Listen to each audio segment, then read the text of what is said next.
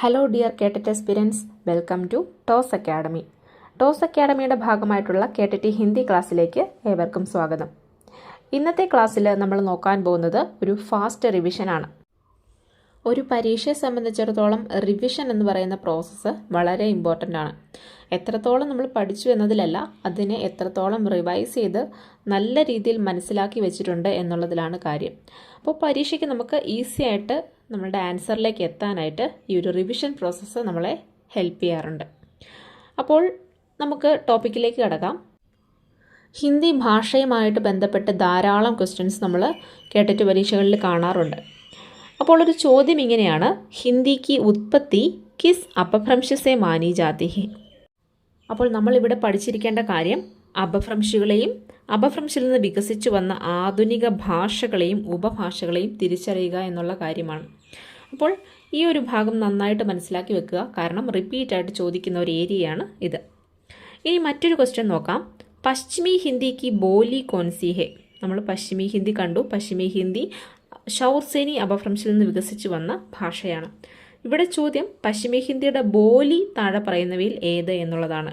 ഓപ്ഷൻസിൽ അവധി, ബ്രജ് ഭാഷ, മാർവാടി, ഛത്തീസ്ഗഡി എന്നിവയാണുള്ളത്.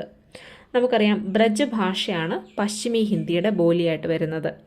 ഇവിടെ നമ്മൾ അറിഞ്ഞിരിക്കേണ്ട കാര്യം ഉപഭാഷകളും ബോലികളുമാണ്. നമുക്കറിയാം ഉപഭാഷകൾ 5 എണ്ണമാണുള്ളത്. പശ്ചിമി ഹിന്ദി, പൂർവി ഹിന്ദി, രാജസ്ഥാനി, പഹാഡി, ബിഹാരി എന്നിവ. പശ്ചിമി ഹിന്ദിയിൽ നിന്ന് വികസിച്ചു വന്ന ബോലികളാണ് ഖടിബോലി അല്ലെങ്കിൽ കൗരവി.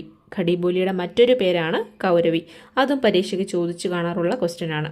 ബ്രജഭാഷ, ഹരിയാനി, ബുന്ദേലി, കനൗജി എന്നിവയും പശ്ചിമി ഹിന്ദിയുടെ ബോലികളായിട്ട് വരുന്നവയാണ്. ഇനി പൂർവി ഹിന്ദിയുടെ ബോലികളാണ് അവധി, ബഘേലി, ഛത്തീസ്ഗഡി എന്നിവ.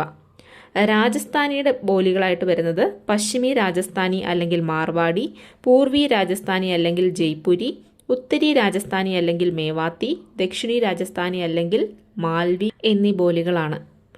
പഹാഡിയുടെ ബോലികളായിട്ട് വരുന്നത് പശ്ചിമി പഹാഡിയും മധ്യവർത്തി പഹാഡിയുമാണ്.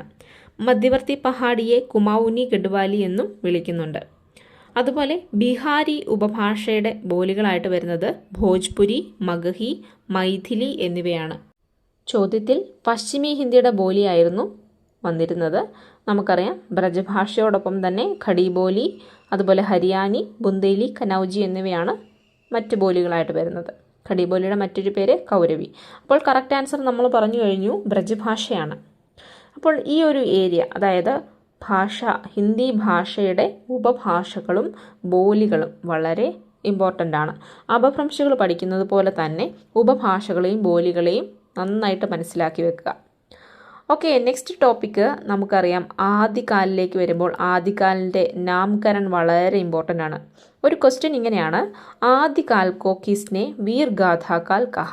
ആദികാലിനെ വീർ ഗാഥാകാൽ എന്ന് വിളിച്ചത് ആര്? നമുക്കറിയാം എപ്പോഴും റിപ്പീറ്റായിട്ട് ചോദിക്കുന്ന ഒരു ക്വസ്റ്റ്യൻ ആണിത്. ഓപ്ഷൻസിൽ രാഹുൽ സാങ്കൃത്യായൻ, രാംചന്ദ്ര ശുക്ല, ധീരേന്ദ്ര വർമ്മ, മോഹൻ അവസ്ഥി എന്നിവയാണുള്ളത്. കറക്റ്റ് ആൻസർ രാംചന്ദ്ര ശുക്ലാണ്. ആദികാലിനെ വീർ ഗാഥാകാൽ എന്ന് വിളിച്ചത് രാംചന്ദ്ര ശുക്ലാണ്. അങ്ങനെയെങ്കിൽ ആദികാലിൻ്റെ നാമകരൺ നമ്മൾ പഠിച്ചിരിക്കേണ്ടതായിട്ടുണ്ട്. അതായത് വീർ ഗാഥാകാൽ എന്ന് പേര് കൊടുത്തത് രാംചന്ദ്ര ശുക്ലാണെന്ന് നമ്മൾ പറഞ്ഞു കഴിഞ്ഞു. അതുമാത്രമല്ല, മറ്റ് ചില പേരുകൾ കൂടി ആദികാലിന് കൊടുത്തിട്ടുണ്ട് ചില ഭാഷാശാസ്ത്രികൾ. അതിൽ ഗ്രിയേഴ്സൺ ചാരൺ കാലെന്നും മിശ്രബന്ധു പ്രാരംഭിക് കാലെന്നും, അതുപോലെ മഹാവീർ പ്രസാദ് ദ്വിവേദി ബീജ് വപ്പൻ കാൽ, വിശ്വനാഥ് പ്രസാദ് മിശ്ര വീർ കാൽ, ഹസാരി പ്രസാദ് ദ്വിവേദി ആദികാൽ, രാംകുമാർ വർമ്മ ചാരൺ കാൽ, സുമൻ രാജെ ആധാർ കാൽ, ധീരേന്ദ്ര വർമ്മ അപഭ്രംശ് കാൽ, രാഹുൽ സാങ്കൃത്യായൻ സിദ്ധ സാമന്ത യുഗ തുടങ്ങിയ പേരുകൾ നൽകിയിട്ടുണ്ട്. ആദികാലിൻ്റെ നാമകരൺ നമ്മൾ പറഞ്ഞു. അതുപോലെ തന്നെ ആദികാലിൽ ധാരാളം കവികളും അവരുടെ രചനകളും ഉണ്ടായിട്ടുണ്ട്. കവികൾക്ക് ധാരാളം വിശേഷണങ്ങളും കൊടുത്തിട്ടുണ്ടായിരുന്നു. അപ്രകാരം ഒരു ചോദ്യം ഇങ്ങനെയാണ്, അപഭ്രംശിക വാൽമീകി കിസെ കഹാ ജാതാ ഹെ. അപഭ്രംശിക വാൽമീകി എന്നറിയപ്പെടുന്നത് ആര്? ഓപ്ഷൻസിൽ പുഷ്പദന്ത്, സർഹപ്പ, സ്വയംഭൂ, കണ്ഹയ്യ തുടങ്ങിയവയാണ് ഉണ്ടായിരുന്നത്. നമുക്കറിയാം അപഭ്രംശിക വാൽമീകി എന്നറിയപ്പെടുന്നത് സ്വയംഭൂവിനെയാണ്. സ്വയംഭൂവിൻ്റെ കാലഘട്ടം ഏകദേശം 8-ാം നൂറ്റാണ്ടാണ്. അപഭ്രംശിക വാൽമീകി എന്നാണ് ഇദ്ദേഹത്തെ വിളിക്കുന്നത്. അപഭ്രംശക വാൽമീകി എന്ന സ്വയംഭൂവിന് പേര് വരാനുള്ള കാരണം ഇതാണ്. അദ്ദേഹം അപഭ്രംശ് ഭാഷയിൽ രാമകഥയെ ആധാരമാക്കിയ മഹാകാവ്യം എഴുതി. മഹാകാവ്യത്തിൻ്റെ പേര് പൗമചരിവു എന്നാണ്. പത്മചരിത എന്നും പേരുണ്ട്. ഇക്കാരണത്താലാണ് അദ്ദേഹത്തിന് അപഭ്രംശക വാൽമീകി എന്ന് പേര് വന്നത്. ജൈന രാമായണം എന്ന പേരിലും പൗമചരിവു പ്രസിദ്ധമായിട്ടുള്ള രചനയാണ്. വാൽമീകിയുടെ രാമായണത്തെ പോലെ തന്നെ മഹത്വപൂർണ്ണമായിട്ടുള്ളൊരു ഗ്രന്ഥമാണ് സ്വയംഭുവിൻ്റെ പൗമചരിവു. അദ്ദേഹത്തെ അപഭ്രംശക വ്യാസ് എന്നും വിളിക്കുന്നുണ്ട്.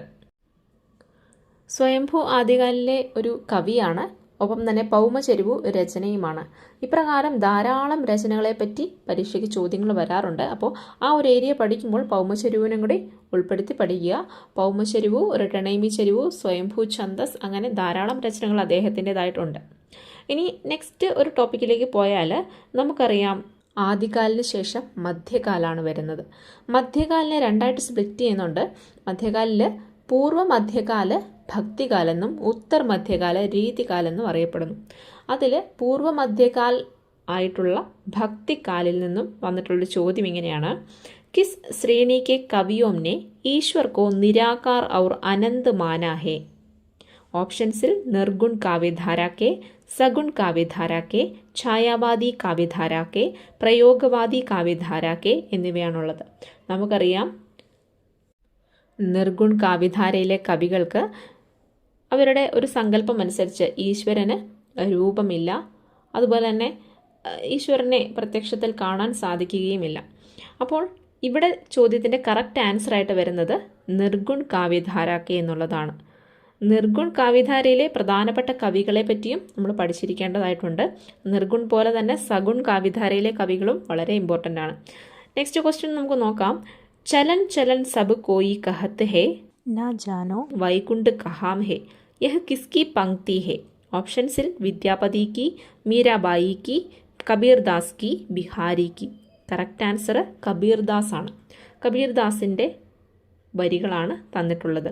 നമുക്കറിയാം സന്ത് കവി കബീർദാസിൻ്റെ ധാരാളം പ്രത്യേകതകൾ അല്ലെങ്കിൽ അദ്ദേഹത്തിൻ്റെ ധാരാളം പോയിന്റ്സുകൾ വളരെ ഇമ്പോർട്ടൻ്റ് ആയിട്ടുള്ളതാണ്. അദ്ദേഹത്തിൻ്റെ പ്രധാനപ്പെട്ട ഗ്രന്ഥത്തിൻ്റെ പേര് ബീജക് എന്നാണ്. ബീജകിന് 3 ഭാഗങ്ങളുണ്ട്: സാഖി, സബദ്, രമൈനി എന്നിങ്ങനെ. കബീർദാസിൻ്റെ ഗുരു രാമാനന്ദാണ്. കബീർദാസ് സമാജ സുധാരകായിരുന്നു. അദ്ദേഹത്തിൻ്റെ ഗ്രന്ഥമായ ബീജക് സങ്കലനം ചെയ്തിരിക്കുന്ന അദ്ദേഹത്തിൻ്റെ ശിഷ്യനായ ധർമ്മദാസാണ്. കബീർദാസിൻ്റെ ഭാഷ സതുക്കടി ആണെന്നും പഞ്ചമേൽ ഖിച്ചടി ആണെന്നും വാദവിവാദങ്ങളുണ്ട്. കബീർദാസിനെ ഹസാരി പ്രസാദ് ദ്വിവേദി വാണി കാ ഡിക്റ്റേറ്റർ എന്ന് വിളിച്ചിട്ടുണ്ട്.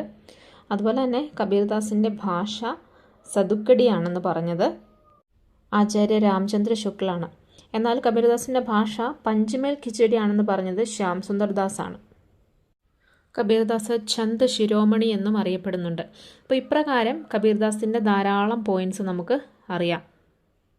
അതോടൊപ്പം തന്നെ നമുക്ക് കബീർദാസിൻ്റെ ദോഹകളും അറിഞ്ഞിരിക്കേണ്ടതായിട്ടുണ്ട്. ഇത്തരത്തിൽ ദോഹകളുടെ വരികൾ തന്നിട്ട് ഇത് ആരുടേതാണ് എന്നുള്ള രീതിയിൽ ചോദ്യം വന്നതുകൊണ്ട് തന്നെ നമ്മളും ആ ഒരു രീതിക്ക് പ്രിപ്പയർ ആയിട്ടിരിക്കാൻ ശ്രദ്ധിക്കുക. നെക്സ്റ്റ് ക്വസ്റ്റ്യൻ: സൂർസാഗർ കെ കിത്തനെ സ്കന്ദ് ഹേ? സൂർസാഗർ നമുക്കറിയാം ഭക്തികാലത്തിൽ സഗുണ ഭക്തിധാര. കബീർദാസ് നിർഗുൺ ഭക്തിധാരയാണ്. എന്നാൽ സഗുണ ഭക്തിധാരയിൽ വരുന്ന ഒരു കവിയുടെ രചനയാണ് സൂർസാഗർ. നമുക്കറിയാം അദ്ദേഹം മറ്റാരുമല്ല സൂർദാസ് ആണ്. പേരിൽ തന്നെ ഉണ്ടല്ലോ. സൂർദാസിൻ്റെ സൂർസാഗർ ആ ഒരു രചനയുമായിട്ട് ബന്ധപ്പെട്ട ചോദ്യമാണ്. സൂർസാഗർ കെ കിത്തനെ സ്കന്ദ് ഹേ? ഓപ്ഷൻസിൽ 10, 12, 15, 18 എന്നിവയാണ് ഉണ്ടായിരുന്നത്. നമുക്കറിയാം സൂർസാഗറിൽ 12 സ്കന്ദാണുള്ളത്, അതായത് 12 ചാപ്റ്റേഴ്സ് എന്ന് ഓർക്കുക. സൂർസാഗർ ബ്രജഭാഷയിലെ മഹാകവി സൂർദാസ് രചിച്ച അദ്ദേഹത്തിൻ്റെ കീർത്തനങ്ങളും പദങ്ങളും എല്ലാം കൂടെ ചേർത്തിട്ടുള്ളൊരു മനോഹരമായ ഒരു സങ്കലനാണ്. സൂർസാഗറിൻ്റെ ആദ്യത്തെ 9 അധ്യായങ്ങൾ വളരെ ചുരുക്ക രൂപത്തിലാണ് കൊടുത്തിട്ടുള്ളത്. എന്നാൽ ദശമസ്കന്ധ് 10ാമത്തെ സ്കന്ധ് വളരെ വിസ്തരിച്ച് എഴുതിയിട്ടുണ്ട്. ഭക്തിക്കാണ് ഇതിൽ പ്രാധാന്യം. 2 സന്ദർഭങ്ങളാണ് ഇതിൽ ഉൾക്കൊള്ളിച്ചിട്ടുള്ളത്. ഒന്ന് കൃഷ്ണൻ്റെ ബാലലീലയും മറ്റൊന്ന് ഭ്രമർഗീത സാറും. സൂർസാഗറിലെ കൃഷ്ണ കി ബാലലീല അതുപോലെ തന്നെ ഭ്രമർഗീത സാർ രണ്ടും വളരെ പ്രസിദ്ധമായിട്ടുള്ളവയാണ്. അപ്പോൾ സഗുണഭക്തിധാരയിലെ കവികളെക്കുറിച്ചും നമ്മൾ നന്നായിട്ട് അറിഞ്ഞിരിക്കണം. ഏറ്റവും പ്രധാനമായിട്ട് നമ്മൾ സൂർദാസിനെ കുറിച്ച് ഓർത്തു വെക്കുക. അതോടൊപ്പം തന്നെ തുളസീദാസിനെ കുറിച്ചും നന്നായിട്ട് നോക്കി വെക്കണം. തുളസീദാസിനെ കുറിച്ചും ധാരാളം ചോദ്യങ്ങൾ കാണാറുള്ളതാണ്. തുളസീദാസിൻ്റെ രാംചരിതമാനസ് റിപ്പീറ്റായിട്ട് ക്വസ്റ്റ്യൻ വരുന്ന ഒരു ഏരിയയാണ്. ഭക്തികാലത്തിനെ നിർഗുൺ ശാഖയും സഗുൺ ശാഖയും അങ്ങനെ രണ്ടായിട്ട് സ്പ്ലിറ്റ് ചെയ്യുന്നുണ്ടെന്ന് നമുക്കറിയാം. നിർഗുൺ കവികളിൽ സന്ത് കവികളും സൂഫി കവികളും വരുന്നുണ്ട്. സഗുൺ ശാഖയിൽ കൃഷ്ണഭക്തി ശാഖയിലെ കവികളും രാമഭക്തി ശാഖയിലെ കവികളും വരുന്നു. കബീർദാസിനെ വളരെ ഇമ്പോർട്ടൻസ് കൊടുത്ത് പഠിക്കുക. സൂഫി കവികളിൽ ജായസിയെക്കുറിച്ച് നന്നായിട്ട് അറിഞ്ഞിരിക്കുക. ഒപ്പം തന്നെ കുത്തുബൻ, ഉസ്മാൻ, മൻഷൻ തുടങ്ങിയവരെയൊക്കെ നോക്കി വെക്കുക.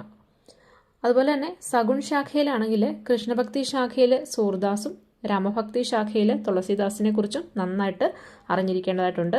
ഈ ഏരിയസിൽ നിന്നൊക്കെ ധാരാളം ക്വസ്റ്റ്യൻസ് എല്ലാ പരീക്ഷകളിലും ചോദിക്കാറുള്ളതാണ്. ഭക്തികാലത്തിന് ശേഷം രീതികാലിലേക്ക് വരുമ്പോൾ ഏറ്റവും പ്രധാനപ്പെട്ട ഒരു കവിയാണ് കേശവദാസ്. കേശവദാസിനെ കുറിച്ച് ചോദിച്ചൊരു ചോദ്യം ഇങ്ങനെയാണ്: കവി കേശവദാസ് കി രചന കോൻസി ഹെ? ഓപ്ഷനിൽ ഭക്തമാൽ, കാദംബരി, രസികപ്രിയ, പ്രിയപ്രവാസ് എന്നിവയാണ് ഉണ്ടായിരുന്നത്. നമുക്കറിയാം കേശവദാസിൻ്റെ രചനയാണ് രസികപ്രിയ. കേശവദാസിനെ കുറിച്ച് ധാരാളം പോയിന്റ്സ് നമുക്കറിയാം. രീതികാലത്തിലെ പ്രധാനപ്പെട്ട കവിയും ആചാര്യനുമായ കേശവദാസ് രീതിബദ്ധ കവിയാണ്. കവിപ്രിയ, രസികപ്രിയ, ഛന്ദമാല, രാംചന്ദ്രിക, വിഗ്യാൻ ഗീത, രത്തൻ ഭാവനി, വീരസിംഗ് ദേവചരിത്, നഖശിഖ്, ജഹാംഗീർ ജസ്ചന്ദ്രിക തുടങ്ങിയവയൊക്കെ കേശവദാസിൻ്റെ പ്രധാനപ്പെട്ട ഗ്രന്ഥങ്ങളാണ്. 9 പ്രാമാണിക ഗ്രന്ഥങ്ങളാണ് കേശവദാസിൻ്റെതായിട്ടുള്ളത്. കഠിൻ കാവിക പ്രേത്, ക്ലിഷ്ട് കാവിക പ്രേത്, ഹൃദയഹീൻ കവി എന്നൊക്കെ കേശവദാസിന് വിശേഷണങ്ങളുണ്ട്. കഠിൻ കാവിക പ്രേത് എന്ന് കേശവദാസിനെ വിശേഷിപ്പിച്ചത് ശുക്ലജിയാണ്. കേശവദാസിൻ്റെ രചനകൾ നോക്കി വെച്ച് കഴിഞ്ഞാൽ ഈ ഒരു ക്വസ്റ്റ്യൻ്റെ ആൻസർ നമുക്ക് കണ്ടെത്താനായിട്ട് സാധിക്കും. ഇനി രീതികാലം എന്ന് പറയുന്നത് ഹിന്ദി സാഹിത്യത്തിൽ ഉത്തർ മധ്യകാലാണ്. 1650 മുതൽ 1850 വരെയുള്ള സമയമാണ് രീതികാലമായിട്ട് കണക്കാക്കുന്നത്. രീതികാലിലെ കവികളെ പ്രധാനമായിട്ടും 3 വിഭാഗങ്ങളായിട്ട് തിരിച്ചിരിക്കുന്നു: രീതിബദ്ധ കവി, രീതി സിദ്ധ കവി, രീതി മുക്ത് കവി. രീതിബദ്ധ കവിയാണ് കേശവദാസ്, ഒപ്പം ചിന്താമണി, മതിറാം, സേനാപതി, ദേവ് തുടങ്ങിയവരൊക്കെ. രീതി സിദ്ധ കവിയാണ് ബിഹാരി, രസനിധി തുടങ്ങിയവരൊക്കെ. രീതി മുക്ത കവിയാണ് ഘനാനന്ദ്, ആലം, ഠാക്കൂർ, ബോധ തുടങ്ങിയവർ. ചോദ്യത്തിൽ നമ്മൾ കണ്ടത് രീതിബദ്ധ കവിയായ കേശവദാസിനെ കുറിച്ചാണ്. രീതി പരമ്പരയുടെ ചട്ടക്കൂടിനുള്ളിൽ നിന്നുകൊണ്ട് തന്നെ ലക്ഷണ ഗ്രന്ഥങ്ങൾ എഴുതിയ രചനാകാരന്മാരാണ് രീതിബദ്ധ കവികളിലായിട്ട് വരുന്നത്. കേശവദാസിൻ്റെ ഒപ്പം തന്നെ ചിന്താമണി, മതിറാം, സേനാപതി, ദേവ് തുടങ്ങിയവരൊക്കെ രീതിബദ്ധ കവിയാണ്. ഹിന്ദി സാഹിത്യത്തിൽ ആധുനിക് കാലിൽ ഭാരതേന്ദു യുഗ്, ദ്വിവേദി യുഗ്, ഛായാവാദി യുഗ് അങ്ങനെ പലതായിട്ട് തിരിച്ചിട്ടുണ്ട്. ഭാരതേന്ദു യുഗിൽ പ്രധാനമായിട്ടും ഭാരതേന്ദു ഹരിശ്ചന്ദ്ര, ദ്വിവേദി യുഗിൽ മഹാവീർ പ്രസാദ് ദ്വിവേദി തുടങ്ങിയവരൊക്കെ വരുന്നുണ്ട്. ഛായാവാദി യുഗ് ദ്വിവേദിക്ക് ശേഷമുള്ള സമയമാണ് ഛായാവാദായിട്ട് അറിയപ്പെടുന്നത്. ഭാരതേന്ദു യുഗിൻ്റെ ആ ഒരു പേര് വന്നു ചേർന്നത് തന്നെ ഭാരതേന്ദു ഹരിശ്ചന്ദ്രൻ്റെ പേരിൽ നിന്നാണ്. ഭാരതേന്ദു യുഗിനെ അല്ലെങ്കിൽ ഭാരതേന്ദു കാലിനെ നവജാഗരൺ കാൽ എന്നുകൂടി വിളിക്കുന്നുണ്ട്. ദ്വിവേദി യുഗിലാണെങ്കിൽ മഹാവീർ പ്രസാദ് ദ്വിവേദിയുടെ പേരിൽ നിന്നാണ് ദ്വിവേദി യുഗ് എന്ന പേര് വന്നത്. ഈ ഒരു കാലഘട്ടത്തിന് ജാഗരൺ സുധാർ കാൽ എന്നാണ് നാമകരണം ചെയ്തിട്ടുള്ളത്. ഈ ഒരു ഭാഗത്തു നിന്നും ചോദിച്ചൊരു ചോദ്യം ഇങ്ങനെയാണ്: കാലക്രम की दृष्टि से द्विवेदी युग की गणना कब की जाती है? ऑप्शंसिल रीतिकाल के पहले, भारतेंदु युग के बाद, ഛായാവാദി യുഗ് के बाद, ഭക്തികാൽ के पहले. കറക്റ്റ് ആൻസർ നമുക്കറിയാം, ഭാരതേന്ദു യുഗ് के बाद. ഭാരതേന്ദു യുഗിന് ശേഷമാണ് ദ്വിവേദി യുഗമായിട്ട് കണക്കാക്കുന്നത്. ഇനി ഈ ഒരു കാലഘട്ടത്തിൽ വന്ന, അതായത് ദ്വിവേദി യുഗിൽ വന്ന ഒരു പ്രസിദ്ധമായ രചനയാണ് പ്രിയപ്രവാസ്. പ്രിയപ്രവാസിനെ കുറിച്ച് ചോദിച്ചൊരു ചോദ്യം ഇങ്ങനെയാണ്: ഹരിയ ഉദുക്ക കാവ്യ പ്രിയപ്രവാസ് കിസ് യുഗ് മേ പ്രകാശിത ഹുവാദ? അയോധ്യ സിംഗ് ഉപാധ്യായ ഹരിയോദ് രചിച്ച മഹാകാവ്യമാണ് പ്രിയപ്രവാസ്. ആധുനിക ഹിന്ദി സാഹിത്യത്തിൽ ആദ്യത്തെ സഫൽ മഹാകാവ്യമായിട്ടാണ് പ്രിയപ്രവാസ് അറിയപ്പെടുന്നത്. ഇതൊരു വിരഹകാവ്യമാണ്. ശ്രീകൃഷ്ണന്റെ ജനനം മുതൽ യൗവനം, കൃഷ്ണൻ ബ്രജിൽ നിന്നും മധുരയിലേക്ക് പുറപ്പെട്ടത്, തിരിച്ചു വന്നത് തുടങ്ങി നിരവധിയായിട്ടുള്ള കാര്യങ്ങൾ പ്രിയപ്രവാസിൽ വർണ്ണിച്ചിട്ടുണ്ട്. പ്രിയപ്രവാസിന്റെ ഭാഷ സംസ്കൃത ഭാഷയാണ്. ശ്രീമദ് ഭാഗവതത്തിന്റെ ദശം സ്കന്ദനെ ആധാരമാക്കിയാണ് ഇതിന്റെ കഥാവസ്തു എടുത്തിട്ടുള്ളത്. പ്രിയപ്രവാസിൽ 17 സർഗങ്ങളാണുള്ളത്. ഇതൊക്കെ പരീക്ഷയ്ക്ക് ക്വസ്റ്റ്യനായിട്ട് വന്നിട്ടുള്ളതാണ്. ചോദ്യത്തിൽ പ്രിയപ്രവാസ് ഏത് യുഗിൽ പബ്ലിഷ് ചെയ്ത രചനയാണെന്നായിരുന്നു വന്നിരുന്നത്. കറക്റ്റ് ആൻസർ ദ്വിവേദി യുഗമേം എന്നുള്ളതാണ്. ദ്വിവേദി യുഗിന് ശേഷം വരുന്ന ഛായാവാദ യുഗിനെക്കുറിച്ച് ധാരാളം അഭിപ്രായ വ്യത്യാസങ്ങളുണ്ട്. ഛായാവാദ യുഗിൻ്റെ ആ ഒരു അർത്ഥം അല്ലെങ്കിൽ അതിൻ്റെ യഥാർത്ഥ അർത്ഥം എന്താണ് എന്നതിൽ തന്നെ അഭിപ്രായ വ്യത്യാസങ്ങളുണ്ട്. ഛായാവാദ് എന്നതിൻ്റെ അർത്ഥം മുകുട്ധർ പാണ്ഡെയെ രഹസ്യവാദ് എന്നാണെന്ന് പറഞ്ഞിരിക്കുന്നു. നഗേന്ദ്ര സ്ഥൂൽ കെ പ്രതി സൂക്ഷ്മ കാ വിദ്രോഹ എന്നാണ് ഛായാവാദിനെക്കുറിച്ച് വിശേഷിപ്പിച്ചിരിക്കുന്നത്. ഛായാവാദ യുഗവുമായിട്ട് ബന്ധപ്പെട്ട് വന്ന ഒരു ചോദ്യം നമുക്ക് നോക്കാം. ഇട കിസ് കാവ്യ കാ പാത്ര ഹെ? കുരുക്ഷേത്ര, കാമായനി, സാകേത്, രശ്മിരഥി. ശരിയായ ഉത്തരം കാമായനിയാണ്. കാമായനി ജയശങ്കർ പ്രസാദിൻ്റെ മഹാകാവ്യമാണ്. കാമായനി എന്ന മഹാകാവ്യത്തിൽ എത്ര സർഗങ്ങളുണ്ട്, സർഗങ്ങളുടെ പേരുകളൊക്കെ വളരെ ഇമ്പോർട്ടൻ്റ് ആണ്. അതുപോലെ തന്നെ ഇതിൽ കഥാപാത്രങ്ങളും അവർ ചില പ്രതീകങ്ങളെ സൂചിപ്പിക്കുന്നുണ്ട്. അപ്രകാരം പ്രതീകങ്ങളും വളരെ ഇമ്പോർട്ടൻ്റ് ആയിട്ട് പരീക്ഷയ്ക്ക് വരുന്നതാണ്. അപ്പോൾ നമുക്ക് അതുകൂടി നോക്കാം. കാമായനിയിൽ മൊത്തം 15 സർഗങ്ങളാണുള്ളത്. ചിന്ത, ആശ, ശ്രദ്ധ, കാം, വാസന, ലജ്ജ, കർമ്മ, ഈർഷ്യ, ഇട, സ്വപ്ന, സംഘർഷ്, നിർവേദ്, ദർശൻ, രഹസ്യ, ആനന്ദ് എന്നിവയാണ് 15 സർഗങ്ങൾ. ആദ്യത്തെ സർഗം ഏതാണെന്ന് ചോദിച്ചാൽ ചിന്ത, അവസാനത്തേത് ആനന്ദ്. കൃത്യമായിട്ട് ആ ഒരു ഓർഡറിൽ തന്നെ എല്ലാ സർഗങ്ങളും നോക്കി വെക്കുക. സമരസതാവാദ്, ആനന്ദവാദ്, അരവിന്ദ ദർശൻ, ഗാന്ധിവാദ് തുടങ്ങിയവയുടെ ഒക്കെ സ്വാധീനം ഈ ഒരു രചനയിലുണ്ട്.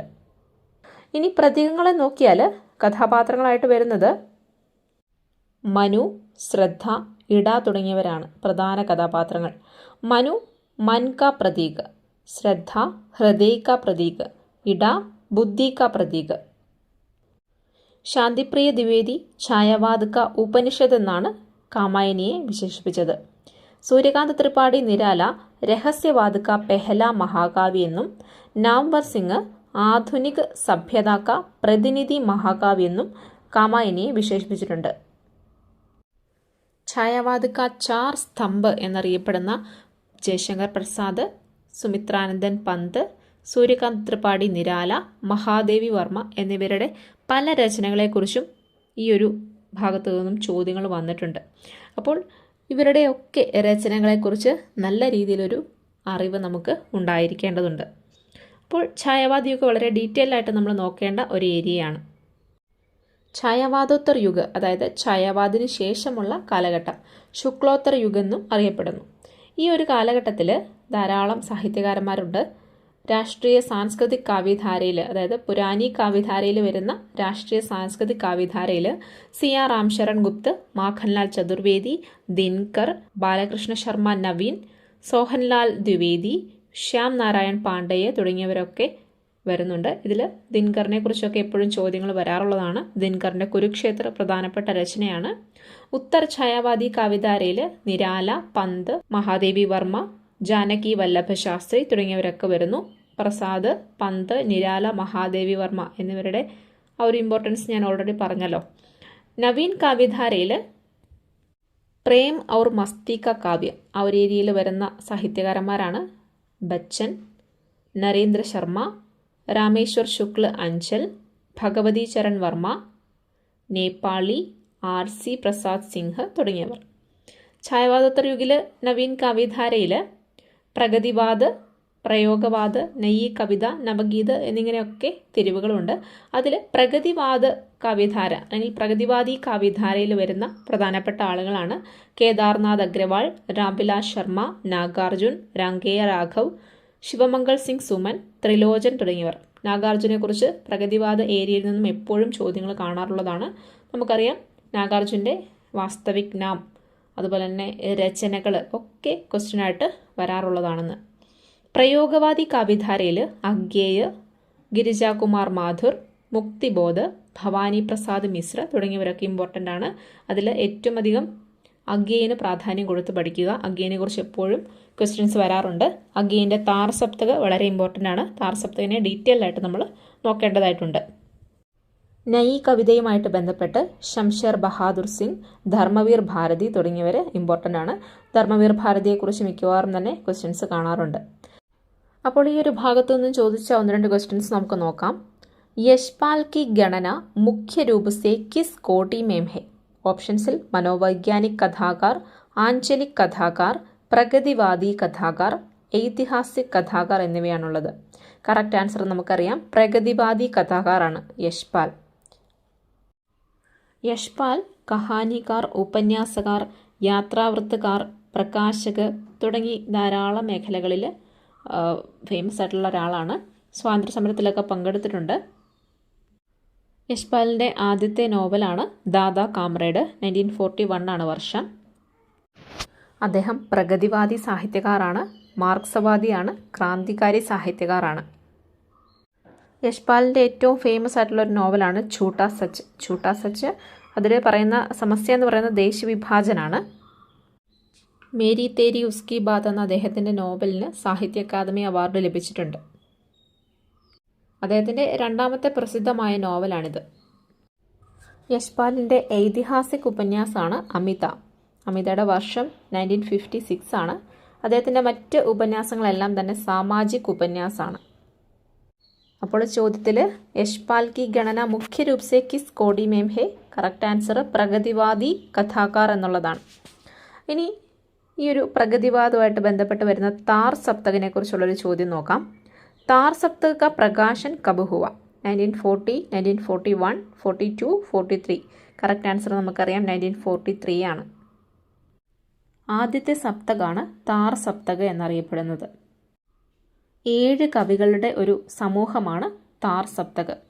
താർ സപ്തകിൽ 7 കവികളുടെ രചനകളാണ് ഉൾക്കൊള്ളിച്ചിട്ടുള്ളത്. 1943 തുടങ്ങിയ താർ സപ്തകിൽ വരുന്ന കവികളാണ് അഗ്യേയ്, രാംവിലാസ് ശർമ്മ, ഗജാനൻ മാധവ് മുക്തിബോധ്, പ്രഭാകർ മാജ്വേ ബലവന്ത്, നേമി ചന്ദ്ര ജെയിൻ, ഗിരിജാകുമാർ മാഥുർ, ഭരത് ഭൂഷൺ അഗ്രവാൾ തുടങ്ങിയവർ. ഇതിൽ താർ സപ്തകിൻ്റെ തുടക്കത്തിൽ അല്ലെങ്കിൽ താർ സപ്തകിൻ്റെ ശുരുവാത്ത് 1943 ആണെന്ന് പറഞ്ഞല്ലോ. അപ്പോൾ ഈ ഒരു താർ സപ്തക് തുടങ്ങി വെച്ചത് അഗ്യേയാണ്. അതുകൊണ്ട് തന്നെ താർ സപ്തകിൻ്റെ സമ്പാദകമായിട്ട് അറിയപ്പെടുന്നത് അഗ്യേനെയാണ്. ദൂസര സപ്തക് 1951 പ്രകാശൻ, തീസര സപ്തക് 1959, ചൗഥാ സപ്തക് 1979. ആകെ 4 സപ്തകുകളാണ് ഉണ്ടായിട്ടുള്ളത്. അതിൽ ഏറ്റവും ആദ്യത്തെ താർ സപ്തക് ശേഷം 8 വർഷങ്ങൾക്ക് ശേഷമാണ്, 8 വർഷം ഗ്യാപ്പിട്ടാണ് ഓരോ സപ്തകും വരുന്നത്. എന്നാൽ ഏറ്റവും അവസാനത്തെ സപ്തകിൽ 20 വർഷങ്ങൾക്ക് ശേഷമാണ് അവസാനത്തെ സപ്തക് അല്ലെങ്കിൽ ചൗദാ സപ്തക് വരുന്നത്. താർ സപ്തകിൻ്റെ പ്രകാശനോടുകൂടി തന്നെ അല്ലെങ്കിൽ താർ സപ്തക് പബ്ലിഷ് ചെയ്തതോടുകൂടി തന്നെ പ്രയോഗവാദിനും തുടക്കം കുറിക്കുകയായിരുന്നു. സപ്തക് എന്ന വാക്കിൻ്റെ അർത്ഥം തന്നെ സാത്ത് എന്നാണ്. സാത്ത് യുവക് കവിയോം കി രചനായമാണ് നമുക്കിതിൽ കാണാൻ സാധിക്കുന്നത്. അഗ്യേയ് താർ സപ്തകിലെ കവികളെ രാഹോം ക അന്വേഷി എന്ന് വിശേഷിപ്പിച്ചിട്ടുണ്ട്.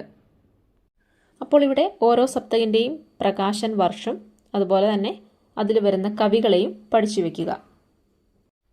ഇനി മറ്റൊരു ടോപ്പിക്കാണ് പാരിഭാഷിക് ശബ്ദാവലി. ധാരാളം പാരിഭാഷിക് ശബ്ദാവലികൾ ക്വസ്റ്റ്യൻസ് ആയിട്ട് കണ്ടിട്ടുണ്ട്. ഒരു ക്വസ്റ്റ്യൻ നോക്കാം. ഗസറ്റഡ് കെ ലിയെ പ്രയുക്ത ഹിന്ദി ശബ്ദ കോൺ സാ ഹെ? ഓപ്ഷൻസിൽ ഔപചാരിക്, രാജപത്രിത്, രാജകോഷീയ, പ്രാമാണിക് തുടങ്ങിയവയാണ് തന്നിട്ടുള്ളത്. കറക്റ്റ് ആൻസർ രാജപത്രിത് എന്നുള്ളതാണ്.